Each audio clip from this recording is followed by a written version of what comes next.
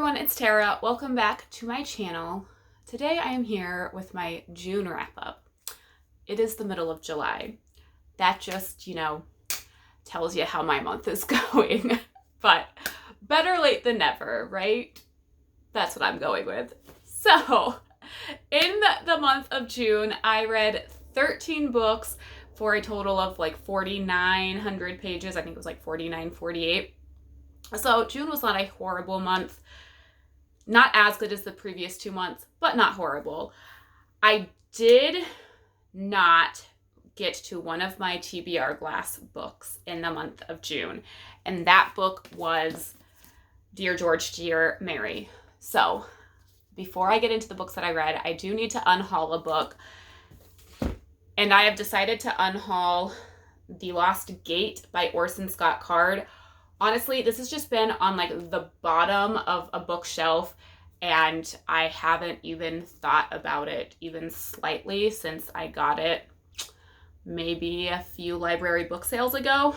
So I'm going to go ahead and unhaul this. So with that out of the way, let's get into the books that I did read in June. I'm going to follow the same wrap-up format that I've been using the past couple of months. Just a quick title, author, star rating, and a couple bullet points. And as I've been doing, I will leave all of the books down in the description box so that you can check out full synopses if you are interested. So let's get into it.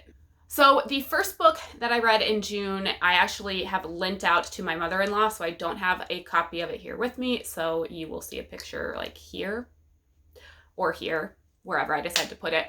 And that is The Innocent Man by John Grisham. I gave this 4 stars. I absolutely loved it.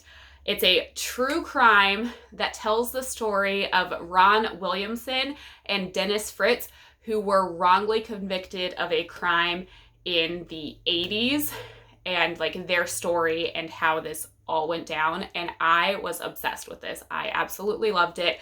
I then watched the documentary or docu-series that is on Netflix. So if you are interested in the story but don't necessarily want to read the book, which John's mom is struggling with it, so you might not love it as much as I do, definitely check out the docu-series because it's very interesting and actually gives a little bit more information after the book was published. So check out the book or the docu-series. I loved them both. The second book I read was Apple Turnover Murder by JoAnne. Fluke book, I don't even know, in the Hannah Swenson series. I gave this 4.5 stars. Guys, we all know how I feel about the series. I love it. Still loving this series. I loved this one because Hannah is has a personal relationship with the murder victim, and as such is kind of forced into investigating because she's trying to keep her name out of it and is also trying to keep her past relationship and the extent of that relationship kind of under wraps. So it was a nice little twist in that this is the first one where I feel like Hannah was really had a personal connection with the murder victim. So it was very interesting. Book number 3 was Home Before Dark by Riley Sager. I got this early as part of Book of the Month. It didn't come out until June 30th, but it was an early release through Book of the Month. 5 stars. Loved it. Nothing but good things to say about it. It was a spooky ghost story. I couldn't get enough. Although there were times that I couldn't read it at night because it got kind of creepy at times. This kind of had The Haunting of Hill House meets The Shining vibes, which I've never watched The Shining movie, but I've read The Shining book and I watched The Haunting of Hill House. Loved them both. So I enjoyed this book. Riley Sager is one of my favorite authors. Cannot wait for his next book. Then I listened to the audiobook of The Aviator's Wife by Melanie Benjamin. I gave this 4 stars. This was a very interesting story. It follows Charles and Anne Lindbergh from the time that they meet until Charles Lindbergh's death.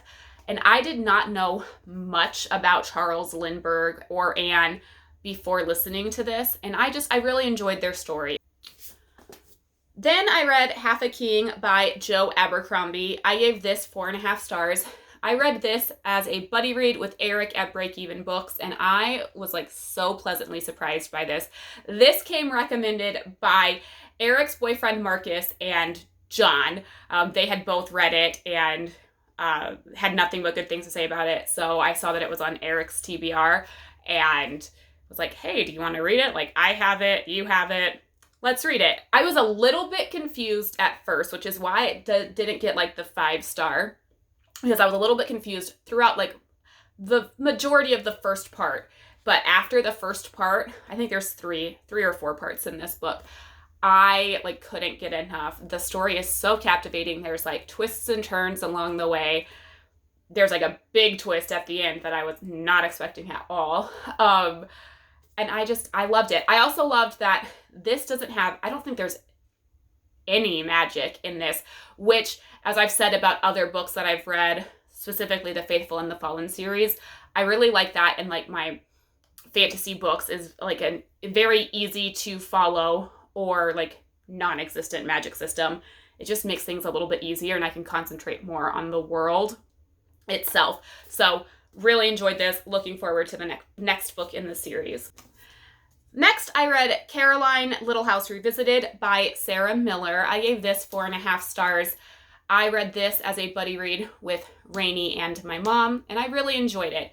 This tells the story of the Ingalls family from them leaving Wisconsin to settling in Kansas. So their travels and then like settling in Kansas. I love the Little House on the Prairie series. It's something I grew up reading and just really enjoying. And I loved that this was told from Caroline's perspective. And so you got more adult like reactions and emotions to the same events that happen in the Little House books. So I really enjoyed that.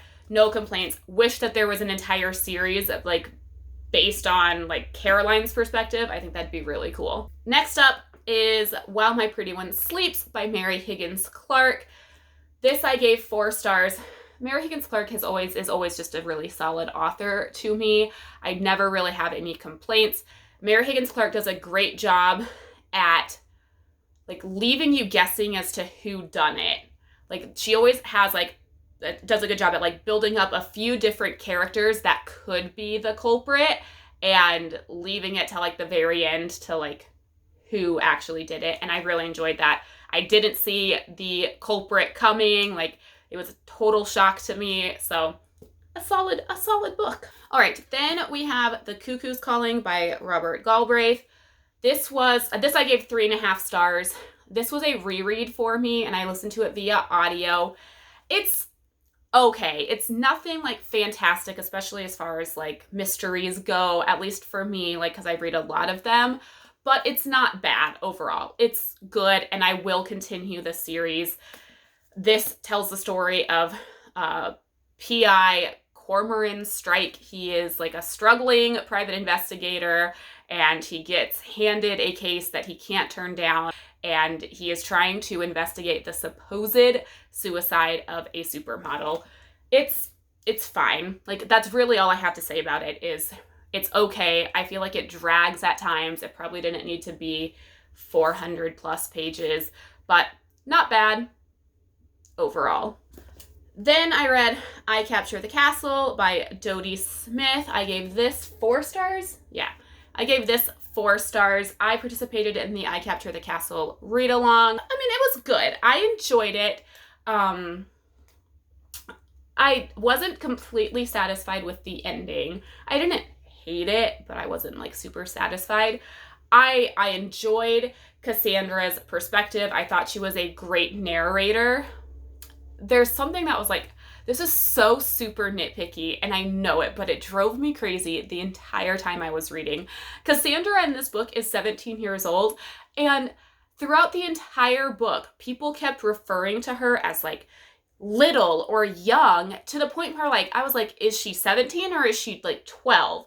Like they treated her like she was a child and she's 17. And like, yes, I know that like 17 is still like young, but I feel like she was treated a lot younger than she actually was. Like the way that it like came across as she was like some like, you know, young 12-year-old girl with these like whimsical like fantasies. And she was like 17, and maybe the things that she was thinking weren't that far off as a 17-year-old almost adult instead of like a 12-year-old girl. So that kind of drove me crazy, is that I forgot how old she actually was because of the way she was portrayed throughout the book. So that was a little bit annoying to me, but overall it's a really good story. Then we have 28 Summers by Elin Hilderbrand. 5 stars. Loved it. No complaints that I can think of. I loved the relationship between Mallory and Jake. They are just so sweet.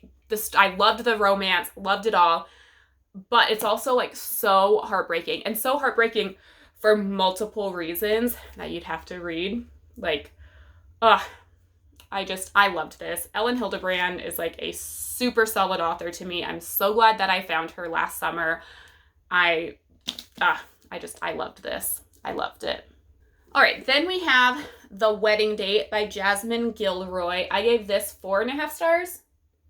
Yes, 4.5 stars. This, I didn't know a lot about this going into it. I only checked this out from my library because I unintentionally bought the sequel, not knowing that it was a sequel. And I was like, well, like, let me see if I like the first book. And if I don't like the first book, I'll just get rid of the second book. I loved this. I loved the dynamic between the two characters. I loved that it wasn't like super like steamy. Like, yes, there were some sex scenes, but I didn't think that they got like too explicit. Like, they weren't bad. And I also loved that it wasn't like insta love. It was insta attraction. Like, they like got stuck in an elevator together and they were both like, wow, that person's attractive. But they were like both trying to like be logical about their feelings. Like, oh, like, this is just like a chance encounter, and like, oh yeah, it was like a weekend fling, and like, it's not practical because we live on like two different sides of the state. Like, and I liked that it wasn't like, oh, I'm in love with you after like their first date. I do not like the insta love trope. So I really enjoyed this, and I am looking forward to reading the sequel. Then we have City of Ashes by Cassandra Clare. I gave this 4 stars. I'm enjoying the Mortal Instruments series. I know I'm like super late to the party, but you know, better late than never. That's like my motto this wrap up. It took me a little bit to like reacquaint myself with the world and what happened at the end of City of Bones, because I read City of Bones almost a year ago. I think I read it last August. So it took me a little bit to like refamiliarize myself, which is my fault, not the author's, like totally on me. I wait too long before like reading the next book in series. I think it's something that a lot of us do. But once I like refamiliarized myself with everything, like I really enjoyed it. I'm enjoying the series, like more so than I thought I was going to. I am like a huge Simon fan. It's a little bit like sad what happens to him in this, but it also like, you know, allows him to be part of the world a little bit, I guess, like, and not like so separated from Clary. Very excited to see what happens next. Then the last book I read in June was Nicholas Sparks' The Longest Ride. I gave this 3.5 stars. This was another audiobook. I think I mentioned in my May wrap up that I'm like finding that my opinion of Nicholas Sparks is kind of shifting. Like, I loved him in high school and like college, and now I'm not like as big of a fan of Nicholas Sparks, and it's mostly because of the insta love trope.